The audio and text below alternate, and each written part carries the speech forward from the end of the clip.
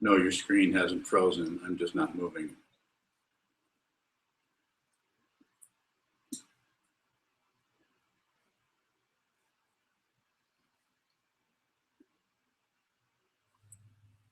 The topic today is something I talk about quite often, and I thought a little bit about what to call it, and I think we're talking about blame. So all dharmas are without blame is the traditional teaching.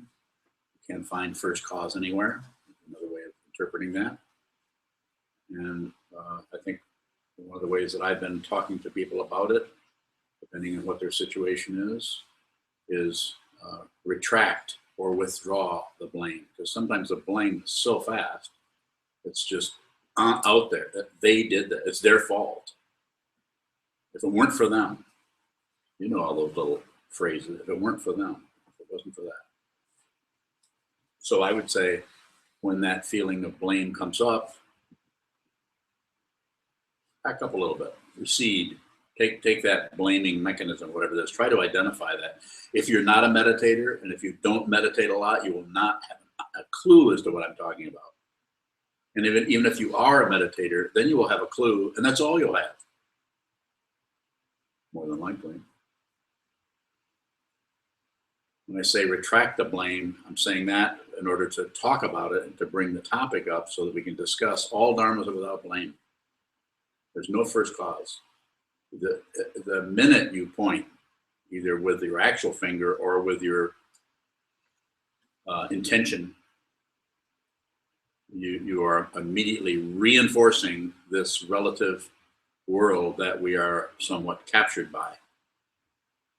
You're reinforcing, I'm here, they're wrong. Well, anybody can see that they're wrong. And of course, this is what makes it so hard, is relative truth is relatively true.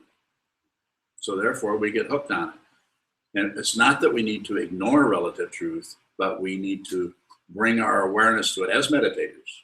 The rest of the world is not going to do this. They think that all you have to do is be mindful. Big misunderstanding there about mindfulness.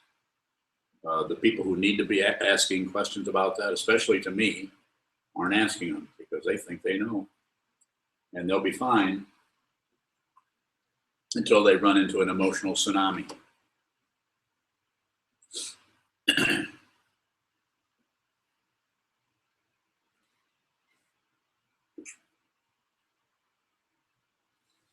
Kevin? Is blame the ego's response to pain, hurt, emotions like that? It's a response. So the important thing here to understand, to see, is to rather than try to control it, rather than try to stop it, even though I might say don't blame. I know that you can't just stop that. You have to see what it is. You can't, if there's something going on, if what's a racket is happening in the other room and you're in this room and somebody sitting next to you is saying, stop that. That's how you feel. You think, I don't even know what's happening in there. How am I going to stop it? Now, if your kids are in the other room, maybe you could yell at them. Or you could push those shock collars. Most parents have shock collars on their kids. But you know what I'm saying? I'm saying it seems to be about some kind of need to control things that we don't understand. This is happening everywhere. The need, the desire, the need, the impulse to jump right on something. There's a very little time is giving to what? Just observing it, just seeing what it is. Even in what do they call that? Criminal investigations, those kind of things. Even in those, they want a culprit, and they'll sacrifice people's freedom to just try to nail something down so they can go to the next case. It's a pretty strange situation.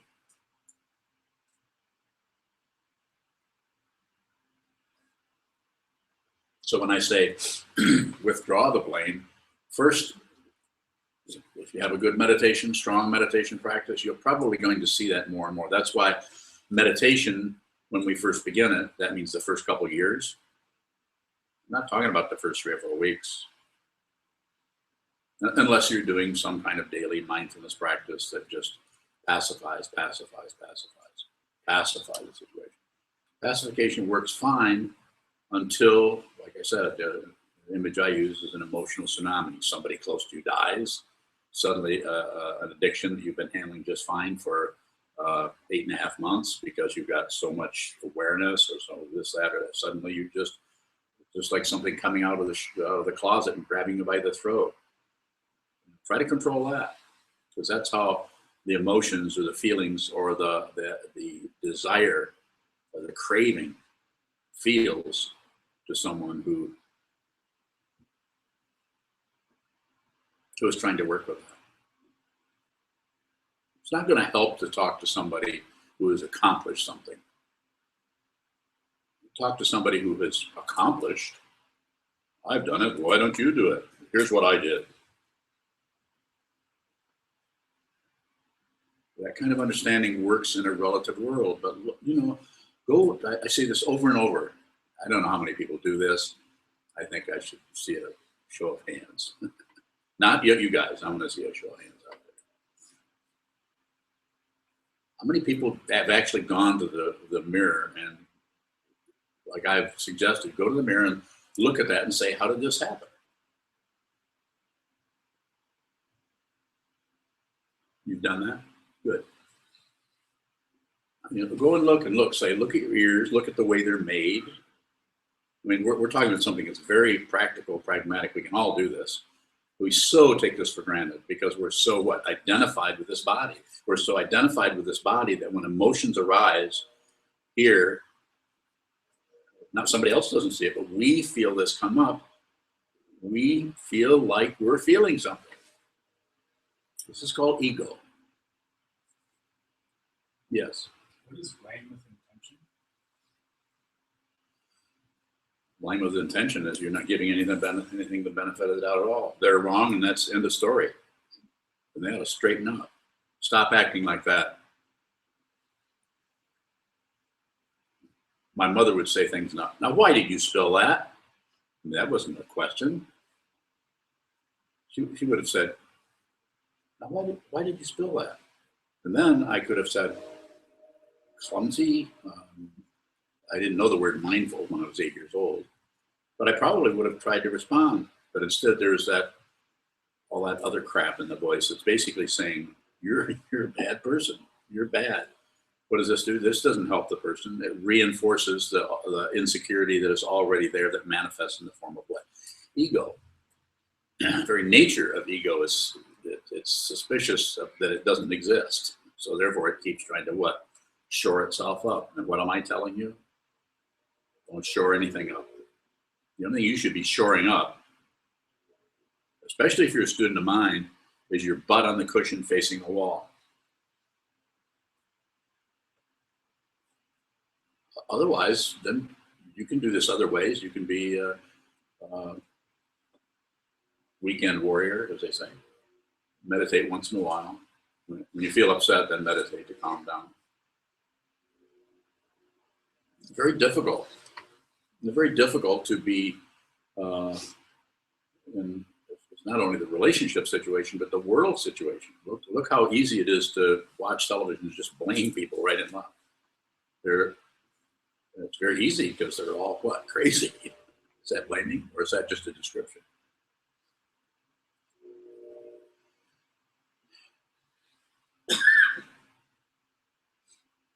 What I'm trying to emphasize here is it takes a lot of awareness to see what this is.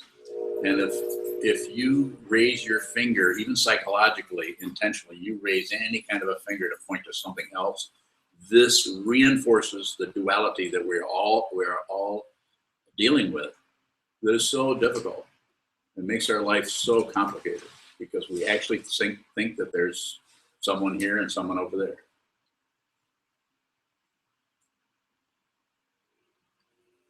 But if you are meditating and you're working with your awareness in a way where you try to see what is true, see what is actually there, rather than what we superimpose on our daily situation, to actually see what is there, takes a lot of energy to do that. So if that energy is sidetracked into blaming, sidetracked into crediting for that matter, I'm doing so great. I'm finally getting this. Questions are good. Help me go deeper into this. Yes, go on. Watching the news lately is difficult. It Yes. seems like one thing after another happens. Yeah. And I remember a long time ago you said you could be a politician or work on your mind, because I would get charged up about things. Yeah. And with the news, it's not as personal. So, like the example of the shooting in Louisiana. Yeah. So there's the guy, we just enter the scene on video when the guy's on the ground, and then the cops are point blank shooting him. Yeah. And I think with awareness practice, we realize that the picture is broader, and there's nothing to direct that emotion towards. It's almost easier to blame because that energy is cooled after the explosion. So how can we not ignore, or how can we participate in what's going on without being overwhelmed where there's no outlet for that sadness? Well, you don't need an outlet for sadness. I'm not done. No, I'm done.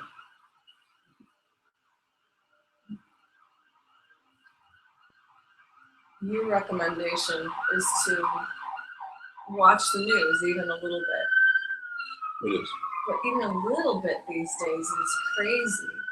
So if you're feeling like depressed weather in the face of what's going on, Yes. when do you back off or unplug from all that? Don't do anything with it other than observe. So I'm saying don't disconnect from the world, but you don't necessarily have to run somewhere and start protesting. Not that you shouldn't. This is not a judgment of people who are protesting. They're doing what they need to do. How do we know that? Because that's what they're doing. But what we're doing here is just a different way of working with the mind, with being a human being. It's about finding out what this is. Find out exactly who and what this is and who you are. Who is having these emotions? What is the reaction? Because it's like to use kind of a simple image, it's like you see that, and rather than realize what you have to work on, you actually leave the area where you have a lot of say-so, your own body-mind complex. You're able to sit down. You're able to not go to Dallas. You're able to not go to to France or Nice or someplace. You're able to not, and I'm not just saying physically, but mentally, you're able to actually be here, be with your mind, use that situation as an opportunity to watch how you react to things and how we, all of us, tend to automatically blame as if, but what that blaming does is it looks just like this to the awareness. It's like covering up your Buddha nature. Don't misunderstand. I'm not saying that, going the other direction, everything is fine, I have no control, the world is, everything is peaceful and happy, even though there's violence, I have to stay in my Buddha nature. That's just a bunch of crap. I'm saying it's just, if you're just in the awareness, you won't know what's going on in a relative way, necessarily. Michael. You said they're just doing what they had to do. Who is? The protester, the person going out and protesting. Okay. Was the policeman just doing what he had to do? The causes and conditions that are, I'm just a way of describing it. The causes and conditions that arise as any given individual, of which we have a room full here, and we have a few maybe on watching on the internet. Look at your mind. Look at what you've done in the last 12 hours. And how much say-so do you have about any of that? And notice the emotions and the feelings and the thoughts that have come and gone. Just use your memory. Go back in that. And imagine what it would be like to have or be living in a real trash heap of emotion that is very, very complicated. And the longer I am alive and the more I study the mind, which I do a lot, all the time, the more I realize not separate. Yokodo. What about self-blame? And saying drive all blames into one. That's a practice of bodhisattva practice of taking on the blames yourself. But in order to do that, I mean, sometimes I think that practice and that teaching is misunderstood because it came out of ancient times, 1,000 years ago. So driving all blames into one, sometimes we get that teaching and we think, well, we got to make some kind of sense out of it. So I think it has some value if you realize that if you're working with blame, you've been doing it for a while, and you're not sure how that's all working. You know, you still see the sense yourself you're blaming. You sense other people's blame. You sense the kind of the misunderstanding involved with blame. You know, the assumption about somebody else. And so one of the ways you can work with that is, and this also you could say increases the understanding very deeply below the level of ego, below the level of concepts. The understanding of no separation is to say, drive all blames into take the blame. We've been doing this our whole life with something. Even if we're 8 years old and are being scolded, we tend to blame if we can. Sometimes we can't do that. We just think we're bad and we're wrong. So driving all blames into one, you know, that's just one of the slogans of Teach's 7 Points of Mind Training. There's 59 slogans in there, and some of those maybe, you know, some of those might be really, really helpful to you, and then other ones are, some of them are quite bizarre in their conceptual structure. So just a way, you follow me? I do. Okay. Go ahead. What if the tendency is to always blame yourself? I mean, it's hard to do with a world situation like Sokuzan is describing. I'm not talking about that way. I'm saying drive all blames at any time there's any kind of blaming going out this direction, go back with it. It's just a way. It may not work for you and may not work for anyone who's here or listening to this. But the tendency to always blame yourself is just a very subtle form of self-centeredness. This is the way we solidify. You can do it positively. I'm so wonderful. I'm so great. I don't know when other people are going to realize this. Here I am. Every day I'm doing these wonderful things and people are ignoring me. There's that kind of ego. And then there's the kind of ego that's, I'm so terrible, I'm so bad, I never can do anything right, I'm a failure. People are nice and everything, but I know they really don't like me. That's the other kind. That's kind of an extreme version of it. But sometimes we do that, and we keep increasing that because it gives us in a negative kind of way, gives us a feeling of actually being somebody, being solid. It gives us a kind of security based on feeling we know what's going on. People don't like us. That kind of thing. Well, why should they? I'm a total failure. That's a really strong reference point that actually secures the sense of solidity and the sense of self-centeredness in a negative kind of way. So I say, don't go either direction with it. It takes a lot of awareness around that situation and a lot of experiencing of your own negativity coming and going, and your tendency, our tendency, my tendency to go like this.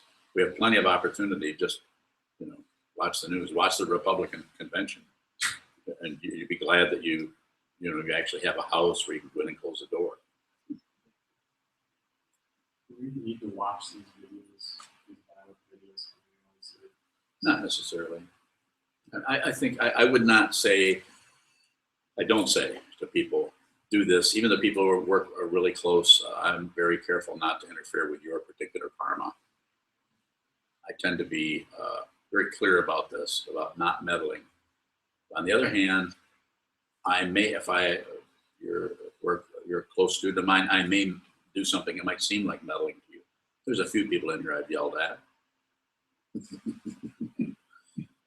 In the hojo, in the interview room, because everything else, the relationship is not, there's some kind of emotional gravitas that is just like a big lump of ambergris. You know what ambergris is? It comes out of the spout of a sperm whale. It's completely useless and entirely valuable, especially if you're in the perfume business. I'm sure you wanted to hear that. Yes, sir. Further questions about drywall things? Did you say drywall? Drywall things in the box. Box. Yes. So if I am the subject of my own blame, which Yeah. most likely is the way it is. Yeah. It seems like there should be a way to take the blame, even though that is the case, even though I am blaming myself all the time.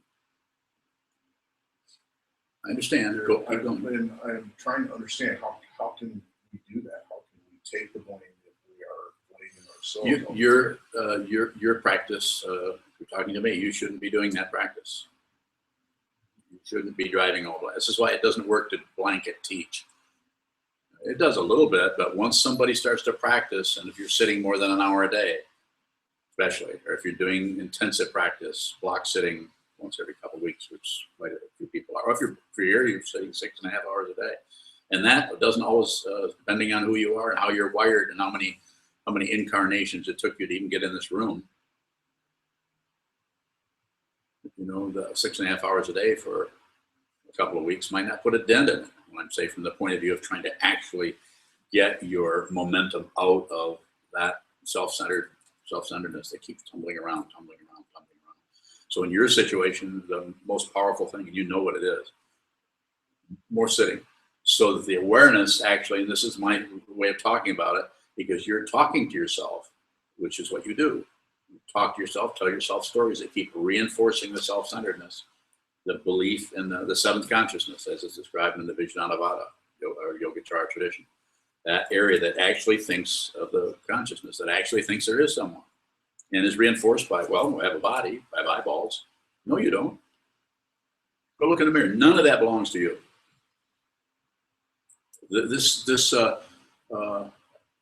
This landscape is more about you than this body mind that's manifesting in front of the mirror.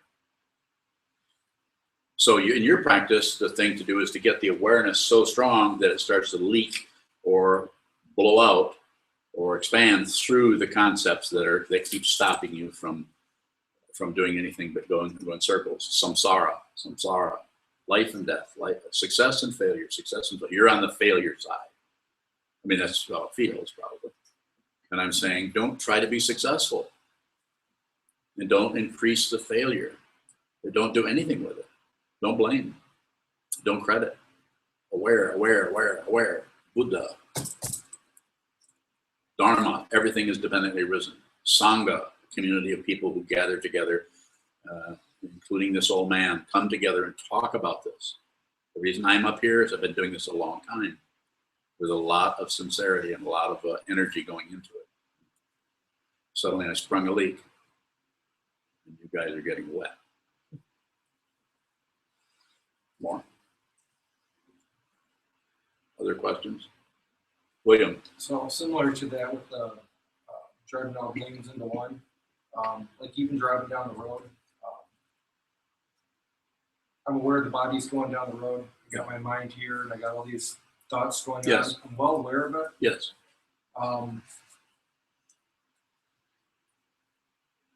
It's hard to explain. I don't feel like I have an attachment to it. I'm just aware of the differences. Okay. What do I do with that? Don't do anything. You're already doing it. The thing I would do is back that up. That's your meditation in action, which will happen naturally. It doesn't have to be a project. Excuse me. Back that up with a lot of sitting. Sit down, face the wall. Sit down. Excuse me. Just observe what continues to crank up and go away, and crank up and go away. Seems to be very, very important. I'm sure all of you have also, but I've met very intelligent people that don't have a mind or mindfulness or awareness or any kind of working with the mind practice. They just think a lot, and they're really good at thinking. And as long as that person is not having, like I said, emotional tsunami or some tragedy happening, probably going to be able to maintain all right until, they go down like everyone goes down. So what your situation there is, it sounds good. Just keep sitting. What I hear there is awareness coming out of what's happening rather than anything you need. Now that you see this, what should I do about that? They don't do anything. The feeling of not knowing what to do is actually the leading edge of awareness. That's how it feels to be aware. You don't know what to do. If you transcend this world and you are awareness, it's no longer separate from awareness. You're no longer separate from the Buddha. Not a particularly fancy feeling. So praise is the other side of that coin. How do we work with that? Because it seems a lot less harmful to be praising or to be accepting praise than the blame. A little bit. I sometimes describe somebody's psychology or what they're doing, and it's describe it in such a way that it sounds like I'm praising them, and I'll say that's not a compliment, something like that. And it is in a way, but the same way I would say what you're doing here, the way you're following this form, the way you're approaching this is not the way I'm teaching it. But this isn't a criticism. There's not even a correction. It's just, we're just talking about forms. So you've been doing this form. Your form is just as valid. You come up to this altar and you do this form. This is a very important point that is completely missed, and especially in the Zen tradition. They're so control happy. Even sticks. I have a stick here just because, why not? Somebody gave me a stick. So, but as far as the whole control situation, it seems to be, form is form. Form is empty. So just because I set up and say, okay, do this, take two side steps, and then bow, and then put your hands behind your rock suit if you're wearing one, and then a step forward, and then, and if you come and you do it differently, rather than just come in and pounce on you, anybody, including the Eno, he knows about this way of working with people with form. We work with them in an easy way. We don't, the right and wrong is complete, what do they say? Help me here. Horseshit. Sorry, now no children can watch this because I've talked about horses. So what I'm saying is really look at the form. Form is empty of what we think it is. So it's just a powerful contemplation, the Heart Sutra. Form is emptiness, emptiness is form. So someone comes up and does this, rather than correct them or compliment them because they're doing it so well, we could just have a discussion about it. It would be a mutual thing. Let's move this way. Rather, one of the things people were doing for a while was having their hands up in the air like this, sticking out the top, like a mouse, sticking out the top of their rabbit. And the idea is to have the arms parallel to the floor. It's just a form. I mean, you could go to some other lineage where this is the way they do it. Forms are empty, but we use the form and follow the form, and we try to observe the way that form is. And one of the ways we observe it is not only through the mind, but it's through our body. We actually do this, so the awareness becomes the more you're aware of this, the more you're really aware of this, the more you're aware of everything else, because not separate. So the world, and I may get some criticism, and I don't mind, but what's happening in a far-off city where there's a lot of warfare and everything, you have your own warfare to work with. So if you're still fighting in your own mind, which a lot of people are, quite often there's anger and aggression in the mind that it tends to hide out. But then when we see anger and aggression in some other city where somebody is, because their own emotions are so, they're at the mercy of their feelings and their karma, their upbringing, and all the causes and conditions that arise as somebody with a uniform and a gun. I mean, you could take that back any direction. Say, well, if they didn't have the right training, well, his mother and father abused him. You could just go on and on and on. There are just so many. It's not that anything is right or wrong. Causes and conditions arise and they're completely untraceable. But your job would be, for listening to me, would be to first look and see your own aggression. Look at the anger that can be triggered so easily. Like, you're here, things are fine, somebody just does something that doesn't fit. It might be something that's inconsequential. It might be something that everybody would agree, well, how dare they do that to you? Makes no difference. It's still that automatic blaming that goes out, that where somebody has done something and I've been abused and I'm disrespected. It's very difficult to talk about because it sounds like I'm saying stop that, and I'm not saying stop that. I'm saying put your awareness with your own. Like right now, I can think of something that's not even going on here. Right now, I'm thinking of a wooden engine to a train made of wood. Where did that come from? I don't know, and I don't care where it came from. It didn't have necessarily a source, and there was nothing here triggering it that I know of. The mind is so amazing. If you're not objecting and agreeing and objecting and agreeing, you do nothing with it. Don't believe it. Don't disbelieve it. That's actually possible. You can actually be in a situation where you don't believe or disbelieve, and you'll find that your understanding becomes deeper and deeper and deeper. And you'll also, unless somebody is, you won't be able to just share it with someone. You can see it, you understand it yourself, and you can see it in others, and you can see that people are covering up their own wisdom. I see them every day, all the time. And if I try to go in there too strong, they get defensive, like I'm criticizing them. So hands off.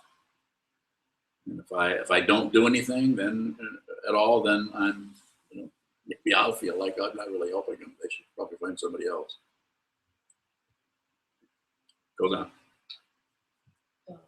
In everyday environment, Yeah. if we feel anger or some kind of hostile energy arising, Yes.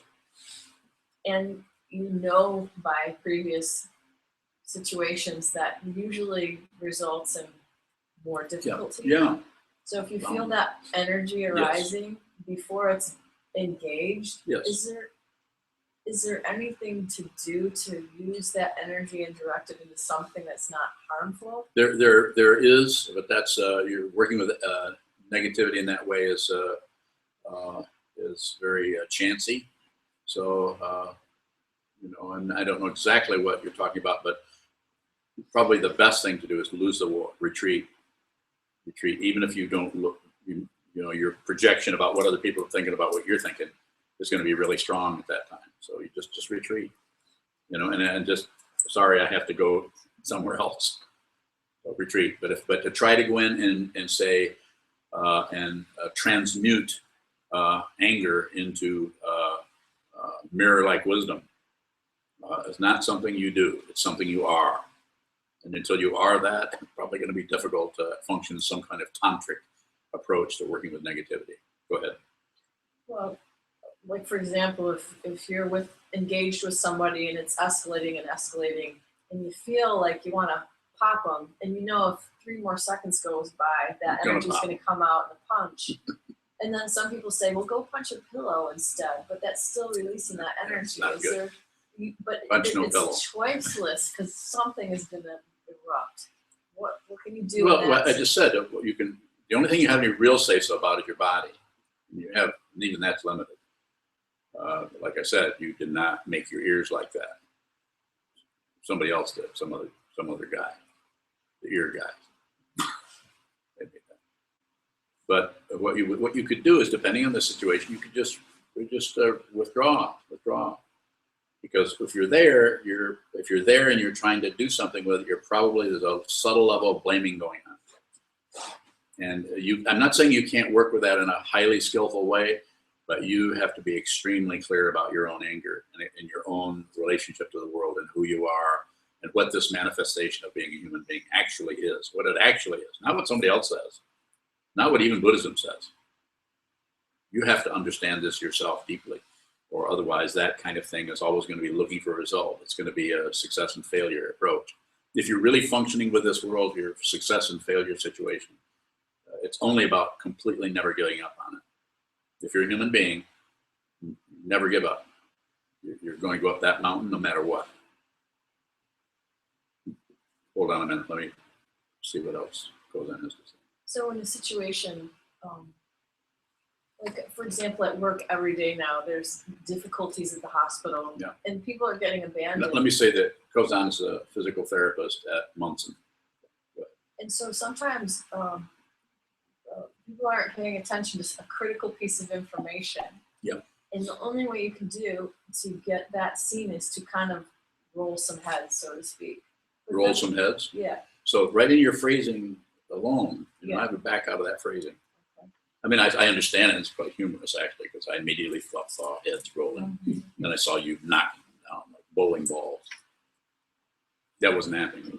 It's not like a choice. It's rolling heads is coming out. Like we're being vocal. What's your question? So, in that sense, you know, there's a tendency to retreat because that becomes your whole job because it's a very difficult medical world we live in. I understand. So I What's your can question? Step into it with that heat that's needed in the situation, maybe, or maybe it's too much and you just gotta, I don't know, roll with it. Roll with the heads.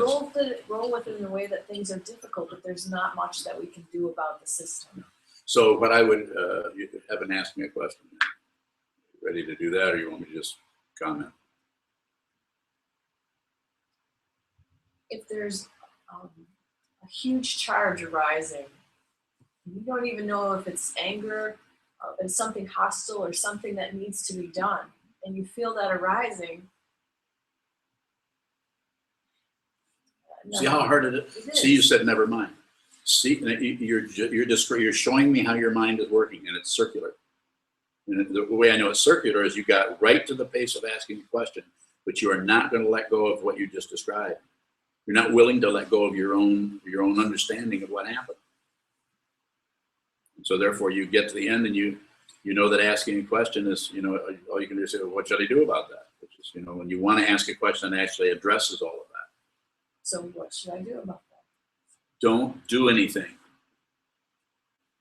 Don't do anything. And when we say don't do anything, we're going to see all. If you don't do anything, then you'll get a more clearer idea of how the impulse to actually act really functions. And you'll see that the anger that you are projecting out, or the discontent out on the world, is actually your own. Have to make peace here. Have to make peace here. If you haven't made peace here, then every war that comes up is going to trigger your own observed warfare. It will come up and it will, because it echoes. It's like when the drum is struck over here during the chants, and if the temperature and the humidity is just right, that one window over there rattles. It's that kind of a thing. Anger over here, anger here. And what I'm saying is cushion, to the wall. And when you're in the situation of meditation action, I didn't get a chance to talk to this. You never asked me the question. I have an answer for what you were going to. So what's my question? Is my question. What your question is, what do I do with that? Go ahead and ask me that. What do I do with that? Stay in your senses. And actually empower your senses. Don't forget gravity. Don't forget your hand on the table. Don't forget the posture of someone standing and how they're moving. Remember, along with what you're thinking, you don't have to get rid of that either. But include everything else, because everything else is where the wisdom is at. It's not in your thinking process. Thinking process is a tool. It really is. It's just. But what happens is if we have any challenges or any hope and fear or anything about how we appear or what we should do or should we be right or somebody else is wrong, and we need to correct them. It isn't a crazy situation you're in. I'm sure that every hospital everywhere, any organization anywhere is full of just crazy stuff going on. But to intersect it to step right into where the gears mesh and try to object to the way these gears are operating, it's not gonna be particularly helpful. Might be better to stay out and look at the larger picture, the larger machine, and work with other people who are trying to do what you're doing, trying to clarify, trying to live in such a way that we don't add any more warfare to the world. You're not separate. When they say you are the world, I wouldn't go that far, but you're not separate from it. Well,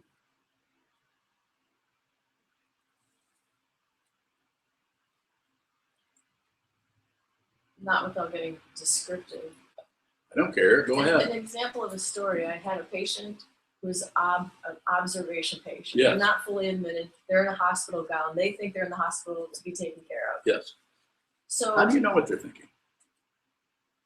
because they're confused when you tell them you're not really in the hospital. I have to evaluate you so I can tell you that you're not safe to go home, so you can go home against medical advice, or they're going to charge you a lot of money to stay here. It's your choice. So You like your job? I'm getting to the point where no, I don't. Sounds hard. Go ahead. So this lady is her third admission for the same thing, headaches, lightheadedness. At room air with not doing anything, her oxygen is normal. But I take her for a walk and she's got symptoms. So I check her oxygen at 73%, which is dangerous. So we get her back to bed. I tell the doctor, well, the doctor said, well, at rest, she's normal. And I said, but if she does anything, her oxygen is low, and that's probably why she's in here. Mhm. And she said, well, that's the loophole. In order to have the test to prove that, she doesn't qualify to have the test. And I said, so we have to send her home until she breaks a bone when she falls to come in and actually treat her. And so I went to the nurse's station and I just told the whole story loud so if somebody heard it. Yeah. And So, went down and checked her out, and then they admitted her. gotcha. So what's the problem? So, but that happens 5 times a day. Okay. So do you So- keep fighting, or you just say, I quit? Don't do either one. Don't quit. Stay there. They need somebody like you. You're doing what you need to do. You're the communication that has to happen between this and that. It's just that you don't like feeling that. You'd rather have a nicer communication. So you're probably in the wrong business.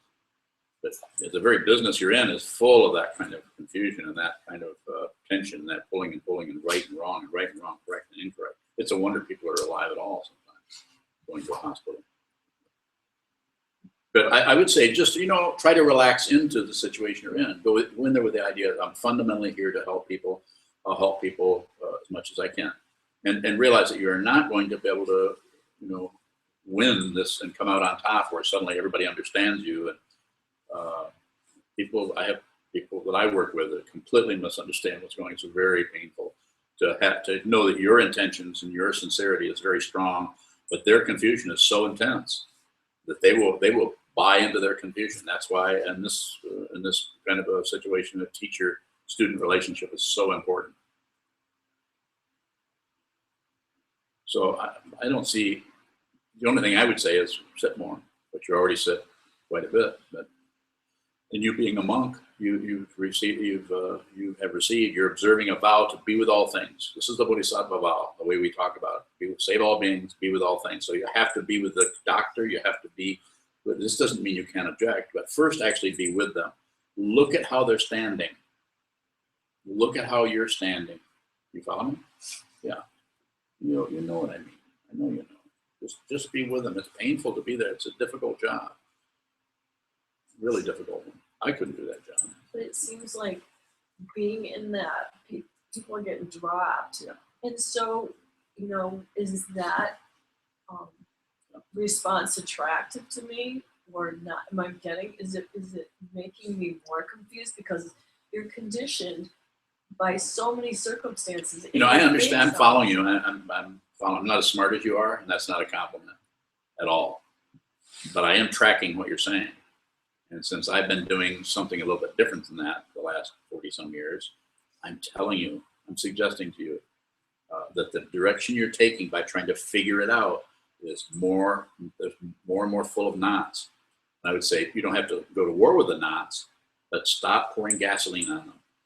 Yeah, sure, it's a crazy world. It's a relative situation, and there's lots of confusion. It's a wonder anybody lives through that situation called a hospital. But you're in there, you're there, so you can help. You're actually helping that woman. You can talk to her, just be there and hold her hand and be with her. It might be more than any prescription or any kind of medical situation. And one of the ways that happens quite often is people with a really good attitude to be able to be helpful to others are not appreciated. If you're helping other people, there's not going to be a lot of appreciation. So you're needed there. It sounds to me like you need to be in there doing that, but taking all those feelings and everything and emotions so personally is what makes it painful. Yeah. Lose the war. We can talk more about this. Yes, question? A question from Kevin Townley and Shane Thompson. Yes, From New Kevin York. Townley. It's has multi-parts to it. Kevin's gonna come here pretty soon. Kevin says earlier you were saying something like, when we have an emotion, that's ego. Is that because we're trying to get a solid sense of ourselves by being angry or happy or whatever? Yes, but when we have I'm not condemning emotion, because emotions can come and go. And we're still going to have emotions, but if you really look at what they are, they don't have an identity behind them that is a solid me. That's the issue. The identity, if there's an emotion that comes up, then the identity claims that emotion and then thinks something has to be done about it. We either need more of it, or we need less of it, or we need to blame somebody. Wow, it's a difficult emotion, and when we come up with all kinds of calculations on why they're. But what we're doing is we're interfacing with the relative truth in such a way that it makes it. It's just a really complicated situation. It's like is it the Matrix, where they have that image of just thousands and thousands of people that are all hooked up to wires and tubes, and is that the right image from the Matrix? And so it's kind of like that's what's kind of underneath everything, and we get a glimpse of that, and we get overwhelmed, so we get back into just looking at our own tubes and wires and whether they're hooked up to, and let's see if we can adjust this or tune this or turn this up and down. Where it seems like just being aware of the raw emotion itself and seeing that it does not have a self behind it. But if the emotion, here's the emotion arising, here's the awareness looking. If you push on it slightly, if you pull on it, if you do anything with that emotion, including, obviously, maybe not so obviously, ignore it, distract yourself, look at something else, mice, look at mice.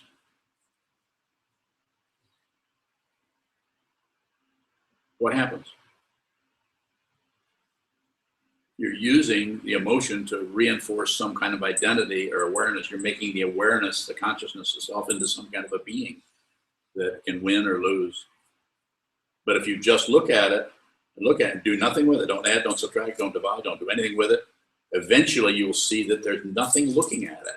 There's no one, there's no solid identity looking at it. It's just emotion. How can I help you with that? How can I help Kevin, or how can I help anybody? The only way I can really help you, I can talk about this out of my own understanding and do the best I can. But you, personally, you have to awaken yourself. You have to sit down and awaken yourself.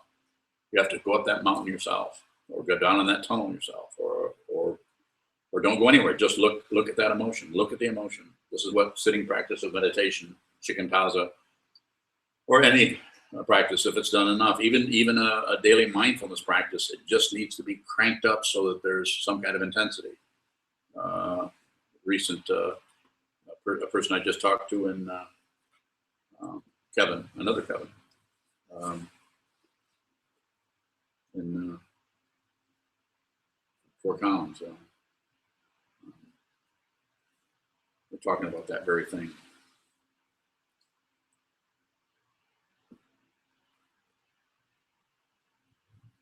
And what I was saying to him was, sit longer, sit, do some block sitting, 4 hours, sit down, 11 o'clock till 3 in the afternoon. Ring the bell, hit the water glass or whatever you have, stay there. And if you can, just stay there and do nothing else. Look at the wall. You have to go to the bathroom, obviously. You need to be this body. If this body needs to stand up, you might have to stand up. If you need to stretch your legs. But really give yourself a really good dose of not doing anything but watching, anything but observing, anything but hearing. Just hear, just smell, just taste, just think. Just very, very simply. And in this way, we go deeper into whatever this situation is, as far as who we are and what is really true. And you'll begin to see that for yourself. That's where you start to run into the difficulty, and that's why it seems to be so important to have a teacher. Even if the teacher is the Buddha, you don't have a physical teacher, then talk to him. Prostrate. You're bowing to your own Buddha nature. You have to bow to it out there before you can bow to it in here. it seems. Yes, Michael. This anger or this blaming. Yeah. Could you go a little deeper into the relationship with causes? Well, I could, but there's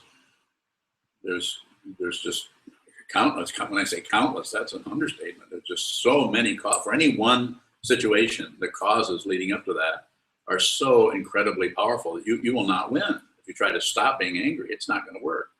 Yes. Is being angry or blaming a belief that we have found the cause? Well, I think there's an attachment to that. This is true. That's why I'm doing this. But if you're having the feeling, the emotion, and you know that it's not, there's something fishy about this emotion. I'm having this really intense emotion that somebody over here did something and is triggering something. And instead of responding this with intelligence and actually relating to the situation as it is, and relating with prioritizing what? Communication, cooperation. Communication does not mean talking. Communication means talking a little, but listening to what is being said. And sometimes you might have to talk a little bit to get that other situation, that person you're in a relationship to talk a little bit more so you can see the way in which if you're really mad at them, you're not going to be able to see what's happening with them. You're just going to be pissed off and you want them to change and they won't do it. But if you're there with them and you listen, communicate. In other words, if there's communication, in other words, you're listening to them, what they're saying. Then if there is at that time, that juncture, maybe it won't happen for 3 months, maybe never.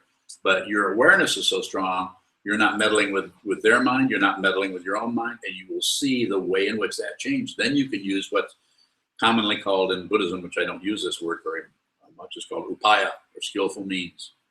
Wisdom and skillful means, those are the two. That's the bell is the wisdom, and the dorje, the little tiny, I'm on the little tiny vajra thing because I'm not that important. But this represents wisdom, skillful means. Female, male, completely interchangeable, actually. We'll talk about that. Yes. The rest of Kevin Townley's question. Oh, certainly. He asks, does the desire to blame, for example, these violent cops, come from the desire to purge ourselves of the pain of having bore witness to a horrifying act? Do we just hold the pain in our minds rather than blame? So I think that, Kevin, what you're already saying is showing that you're looking at different ways that this can work. So there's already a lot of awareness there. I wouldn't necessarily do a lot more, like try to step into it to get a feeling of more control. The feeling of more control quite often is just ignorance. We're willing to sacrifice, you could say, our awareness to just have a feeling that we have some control. I'm sure you can come up with as many examples of that as I can. So I think there's something to that, but I think doing anything more with that other than just seeing it, it's just a raw feeling to see someone who is so miserable, so fearful, like the fellow who was on the video in Minneapolis.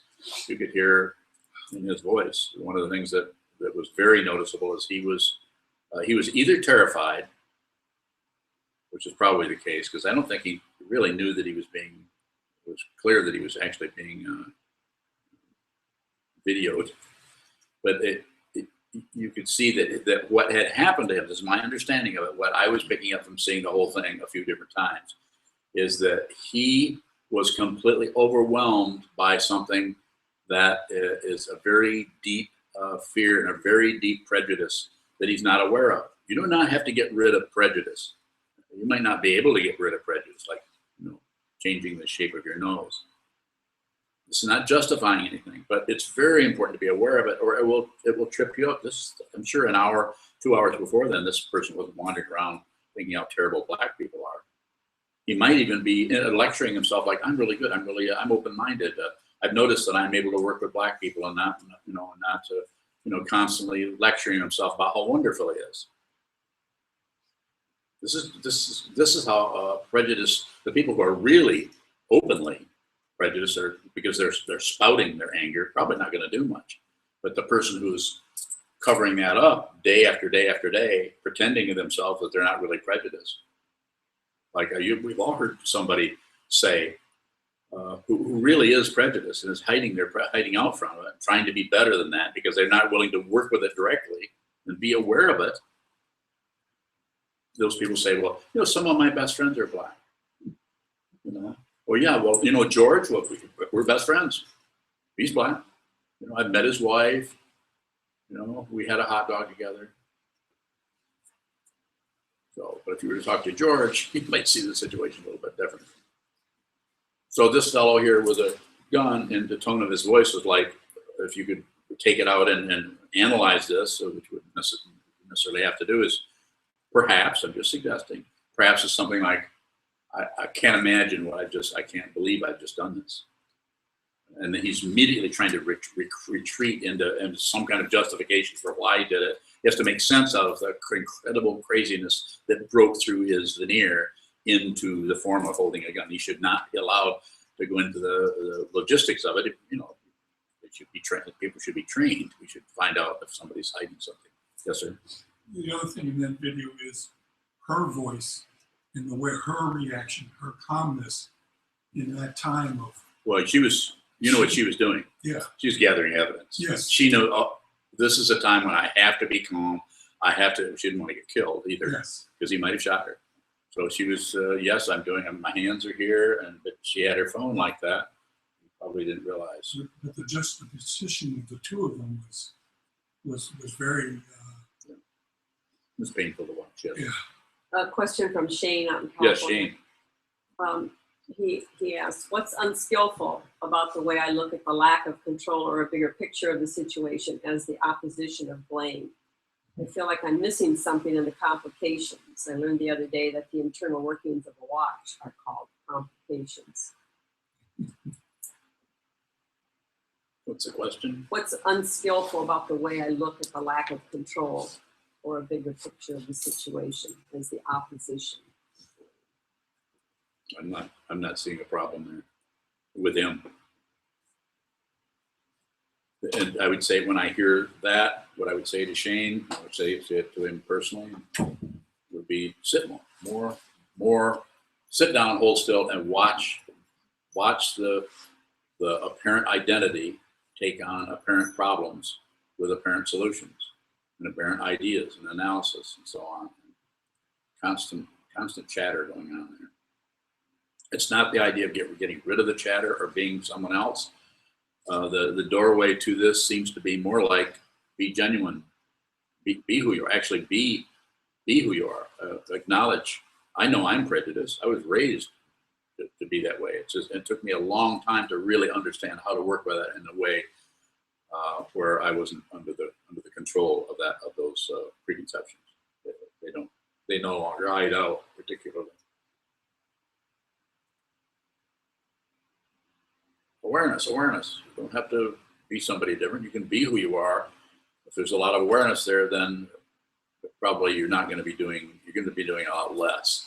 But what you do take up or will come out of an awareness situation rather than a complicated structure of how I can get ahead or how I can keep from losing or how I can make it look like I'm really helping people or how I control things that are just a mess. I need to get in there and fix this or move it this way or move it that way, which probably comes up for you quite a bit because you're in a situation where, I experienced this situation in the organizations I've been in, jobs I've had, when I had my own business, being involved in Shambhala back until the early 70s. It was difficult to be in an organization with lots of people, all with different ideas about what should be happening.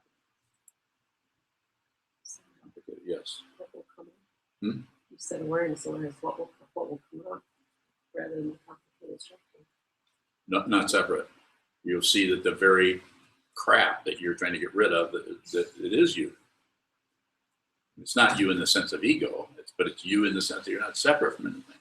So you're not going to, just because your hand is festering, not necessarily going to cut it off or beat it with a hammer.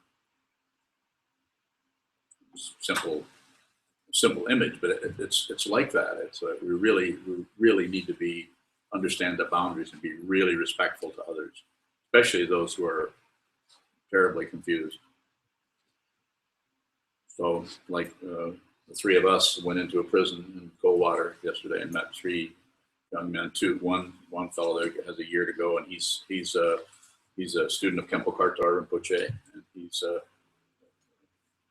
done his 100,000 prostrations, 100,000 repetitions of Vajrasattva mantra, and he's in the middle of mandala practice. This guy's in prison and doing this. And the other two gentlemen are probably never going to get out, but they're very serious practitioners. It's heartbreaking to see people who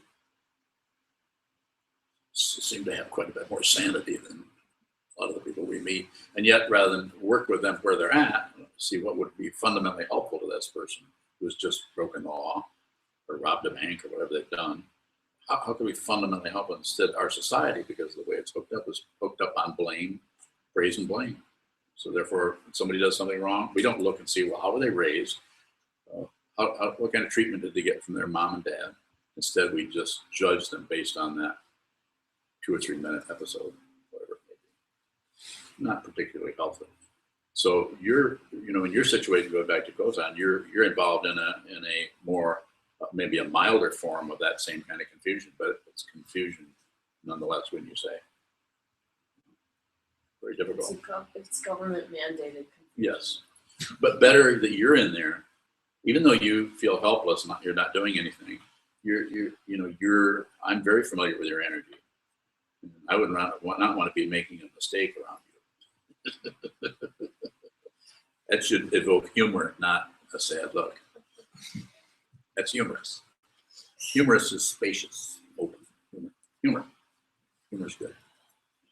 I mean that. I would think you should just continue to keep going in, practice, take as much space in there with you, and be as spacious as you can. And when you can't, you can't. But it's a very difficult thing to be genuine, at the same time be mindful, and be genuine at the same time. How can you be genuine and lose the war if you're feeling like you want to see some heads roll? So you have to find the middle way. Buddhism is called the middle way. You personally have to find, it's not some middle way that I lay on you. I won't do that to you. I have too much respect for you and your karma. But I will encourage you to find out yourself, find out what you need to do. Find out how much tension, find out how much of your so-called ego personality or how much of that has to be acknowledged in the sense of stop trying to change yourself and be some kind of saint. Be genuine, be who you are, and realize that is completely compatible with the highest of feelings and the lowest of feelings. Not separate. You try to be just good with no bad. This is called warfare. This is the motivation. People that are doing this think they're right. They actually think they're correct. We see it on TV all the time. Unless you don't watch TV. We're way over, so should we close, or is there any final, what you call us? Very good. Thank you. Thank you for all your questions. It really helps. The questions are what causes us to go overtime, so you guys should probably not ask any more questions. We'll dedicate the merit at the back of your yellow morning Yes. books. And please donate, help us online, the boxes in the hallway. Even a little bit is always helpful. May the narratives penetrate into all places so that we in every sentient being together can realize the Buddha's way. Dio Sanji Jison Samo Sa Moko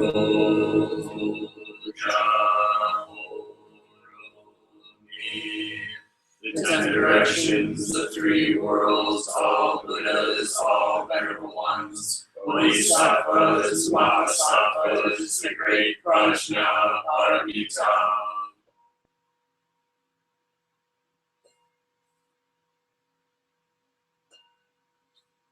O Buddhas and Bodhisattvas of the 10 directions and the 3 times, please hear us. Please come down out of the light and protect Sokokoji Buddhist Temple Monastery, our Sangha, families, friends, and visitors. Heal everyone who is unhappy, sick, or suffering, and fill them with